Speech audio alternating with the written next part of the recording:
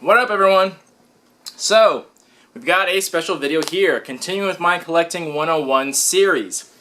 I'm probably going to take some time off from boxes this month, just because the boxes of February arrived so late in the month, and March's box is already coming, so I might not do a lot of my normal boxes, just to make time for some other stuff, some more important videos that people probably care more about anyway, and a lot of the boxes in February are just going to be the same generic stuff, so taking a little break from that and going to try to do some other stuff. So I'm doing a video that a lot of people have asked for, like constantly asked for, daily asked for, so I'm finally just going to make some time to do it so people can use this to their benefit. And what this is a framing video.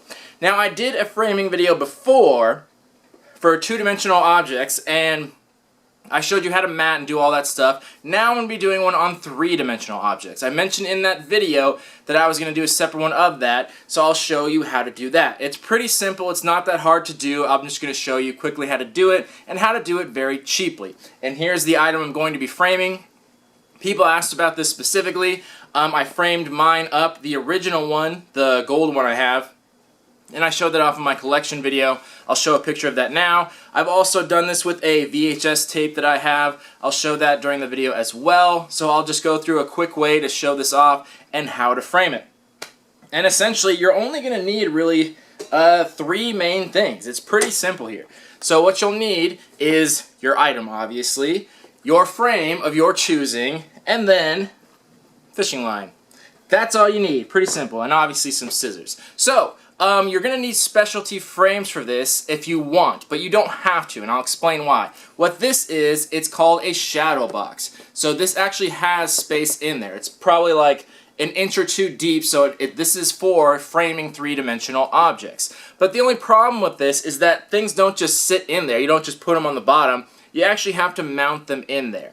Now, the other problem with shadow boxes is they get very, very expensive. This one wasn't too bad, but this one, as you can tell, is not deep enough to frame this mask. The mask is a lot thicker than this frame lets it be.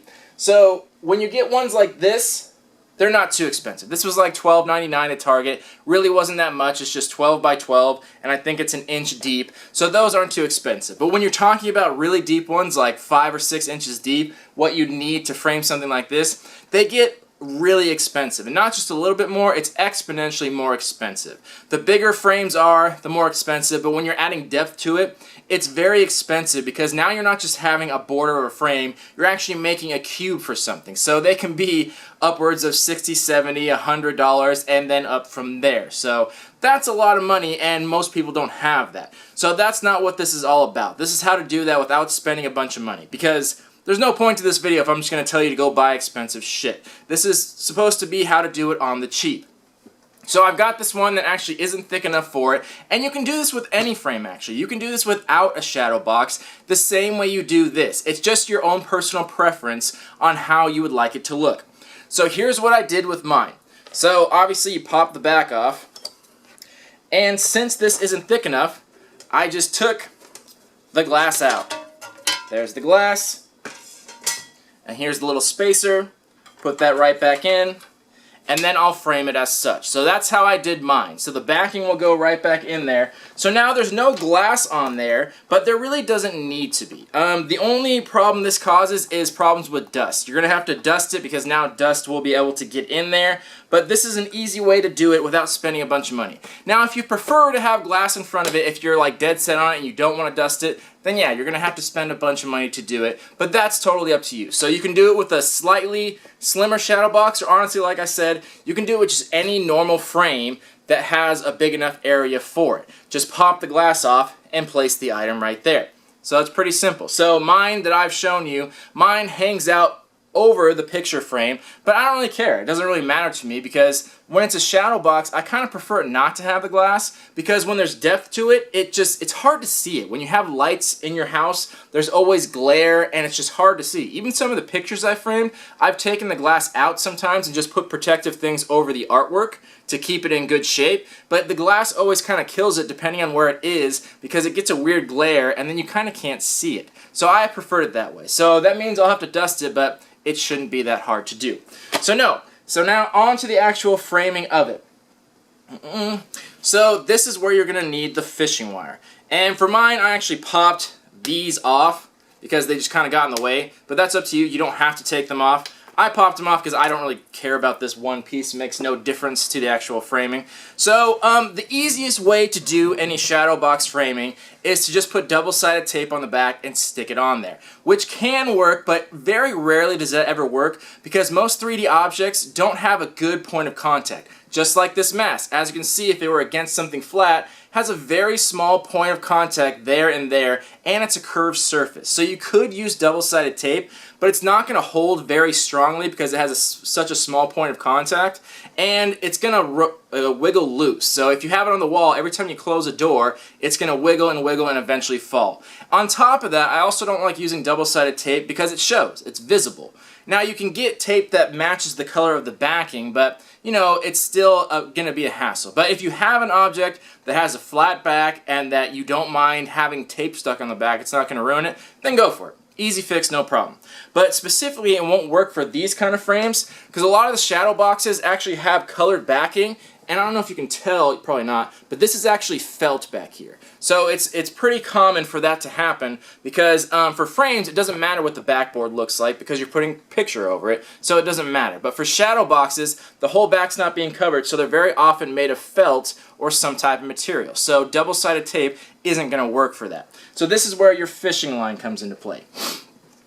So essentially, you just need a piece of fishing line. It doesn't actually matter the length because you're going to trim it afterwards. See if I can cut it with this. There we go. So this one's pretty simple. This mask has holes all over it, so that makes it really easy. And I know you can't see the fishing line on the camera, but you're just going to find the 2 holes at the top, thread it through.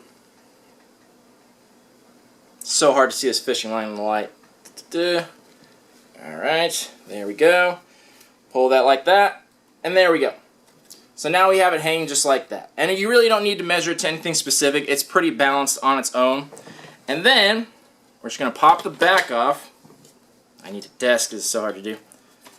And then you're just going to lay it right over top. And now you need to just adjust it accordingly, you know, move it to where you like to be. Make sure it's level, make sure it's steady.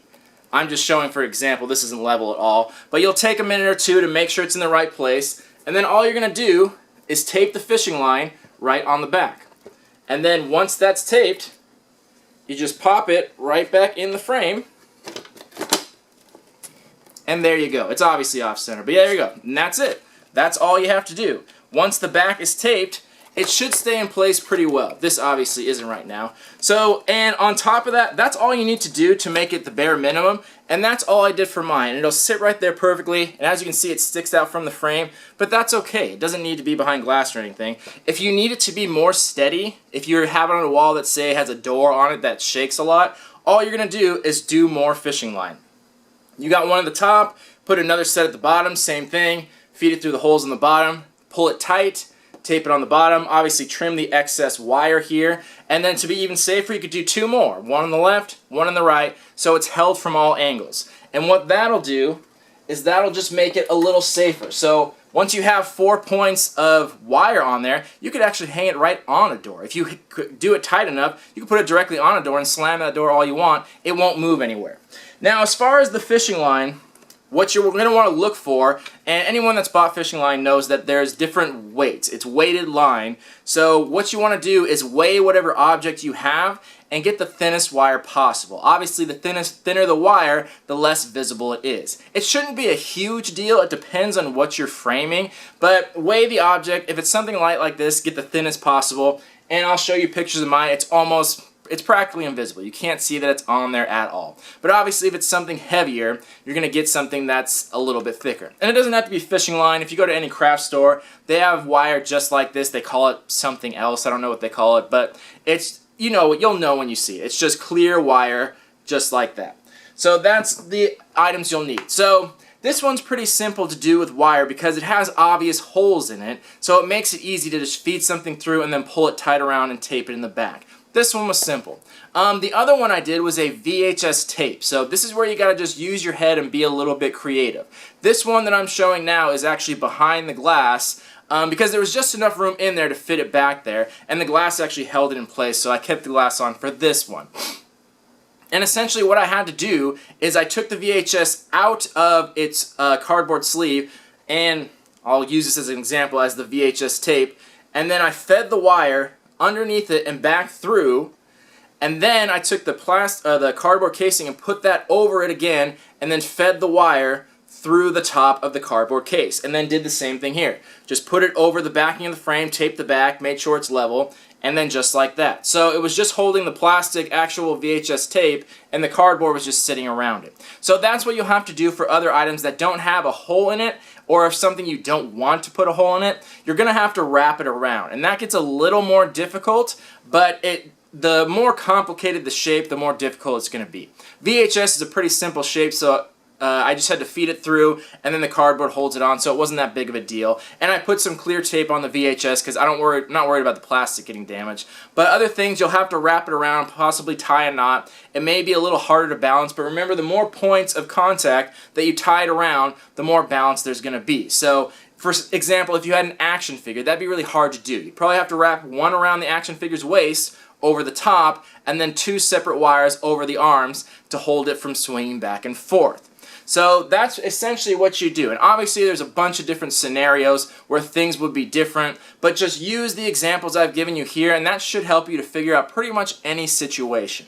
And like I said, if you need the glass, get a thicker box. It's just going to be more expensive, but even without a shadow box, you can do it with literally any type of frame. Any frame has usually a particle board backing. You can just paint that back and then put the mask right over that, and you don't need any depth to it, and you can have a more decorated frame. So it's just up to you, personal preference of what you like. So anyway, that's pretty much it. If you have any questions, feel free to ask something in the comment. If there's something I skipped over, if there's something that didn't make sense, I'll try to put as many pictures as I can of things that I've done. But if anything didn't make sense, please feel free to ask in the comments, and I'll help you out the best I can. So once again, I hope this helps you. I hope this helps you do things on the cheap end to save your money, to help grow your collection. That's what these videos are about. The Collecting 101 is just cheap and smart ways to do things without spending a bunch of money and without breaking the bank. So I hope this helped you in some way, and feel free to recommend anything else you'd like to see. I have more ideas of other ways to help you with collecting, so I'll be doing a few more of these videos sometime, eventually. I'm not sure when I'll have time, but if you have any suggestions, I'm always open to them. It's all about you guys. I'm here to help you, so if there's something you need help on, I'm more than happy to do that. In the meantime, this has been the 3D framing video. Let me know what you guys think in the comments. Thank you for watching. Love you all. Peace.